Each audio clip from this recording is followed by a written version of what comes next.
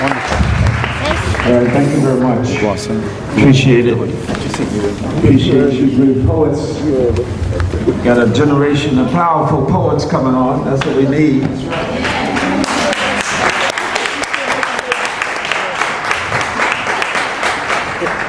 When we come here, these people didn't understand the power of language. They didn't understand that in the language, that is, our enemies didn't understand the power of words and language until we put them on them.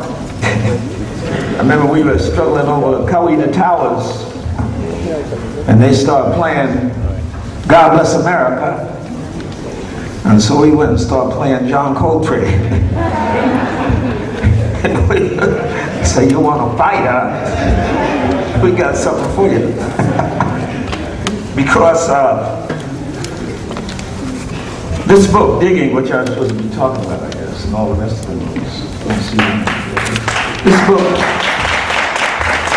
thank you, this book is actually 80 essays. 84 essays since 1980s on the music, various aspects of the music. And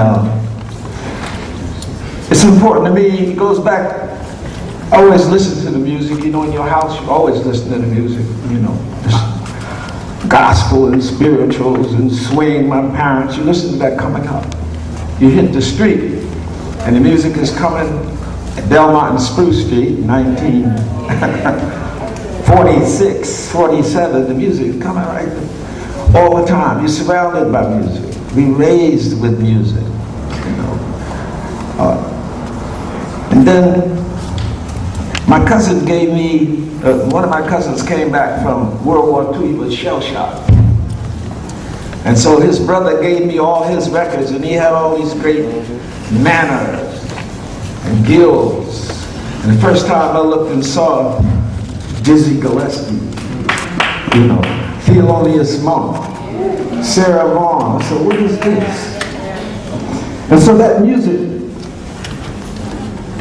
was so important to me because it always gave me ideas that I had never had before. The music made me think of things, isn't it? When I got to college, I had a great professor who I didn't know, you know, coming down off that hill, Belmont and Spruce Street. He told me they wore a gray flannel suit. I came down with gray flannel bell bottoms. I thought that was what was happening. Right out of the third ward then, not the second ward, third ward. But I had this professor at Howard, and it was me and a guy named A.B. Spellman. You might have heard of us.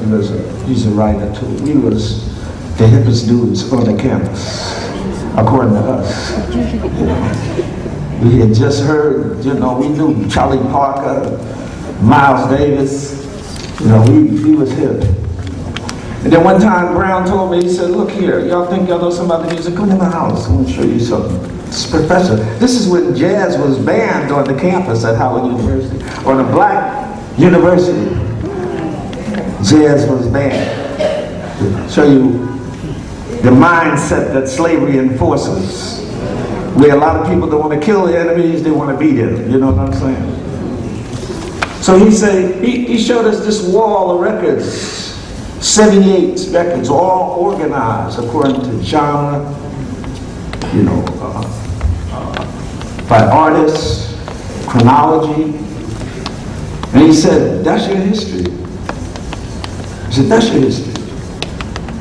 Now, it took me a decade to understand what that meant. That's your history. He meant that in the music of the Afro-American people is their history. They tell you all the time how they lived, what they was doing, what they hated, what they wanted. And the people walking around talking about, everybody here, talking about heaven ain't going there. Right to the master's face. You know, everybody talking about heaven ain't going there. Or, I may be wrong, but I won't be wrong always. The slaves would say that. I may be wrong, but I won't be wrong always. Sun gonna shine on my back door one day. See, all those things. And then you get that repeatedly. Listen to the blues. Listen to the old blues. Listen to them, even the slave songs. What the beat talking about? You know, swing low, sweet chariot. Coming for to carry me home, home. Go coming for to carry me home. From here, back home. Like they say, the Guinea Blue. But there's a man named Olaudah Equiano, you should read, one of the slave narratives. One of the first slaves, and he described it, he said, talking about West Africa, he said, we are almost a nation of poets and musicians.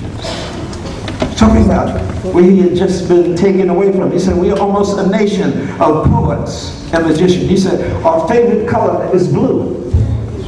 I think that. If you've ever been to West Africa or seen them beautiful blue dashikis they wear, that was the, you know, the agbadas that they wore in West Africa. So then you have to figure out, how does that beautiful blue there transform by the middle passage? You know what the middle passage is? Them 30 days it took you come from Africa over here, you know, like Richard Pryor said, we was the first people we got here, we said, where's Detroit? But to transform that beautiful blue in your mind until it became the blues, which is a combination of what? Memory, of pain, but all blues ain't bad. So that blue becomes the blues, and it's still our favorite color. Only now it comes out our mouths because we sing the blues, you know.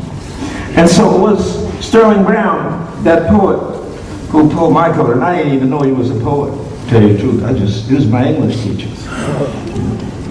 He used to tell people, well, Jones wouldn't even look in my direction. I was looking out the window to see my roommates were going there to eat all the food. But I heard what he was saying. You know, he said he wouldn't even look in my direction. But that was the most important thing about the music ever said to me, that your history is in there. And even if you listen to rap today, you hear what's happening. You hear what's happening in the world, what's happening to us. You know, not always successfully, and of course, what we always have to face is the co-optation of our music, the co-optation of everything we do, because whatever the slave creates belongs to the slave master. That ain't changed. See, whatever the slave creates, the slave master appropriates. You understand? So, like, you can create the greatest thing in the world and still be in the ghetto. You understand? They didn't even want to put Michael Jackson on MTV.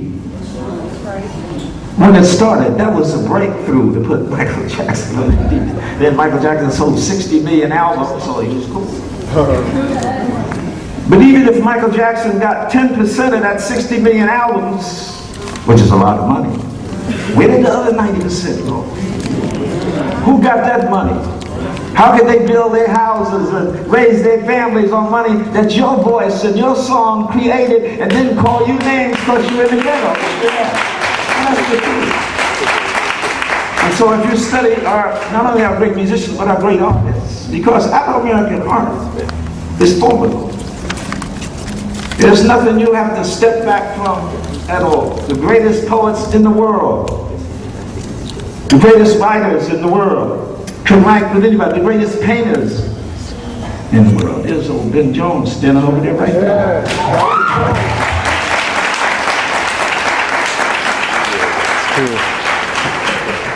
I'm saying so that when you actually come on the scene and find out what has been done by you before you got here. That's what Du Bois said about true self-consciousness. You have to know who you are.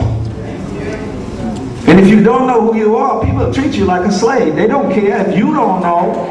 They look in your face and look in your eyes, and they don't see no recognition of yourself. You understand? They don't know who you don't know who you are, but they know what they want you to be. That's right.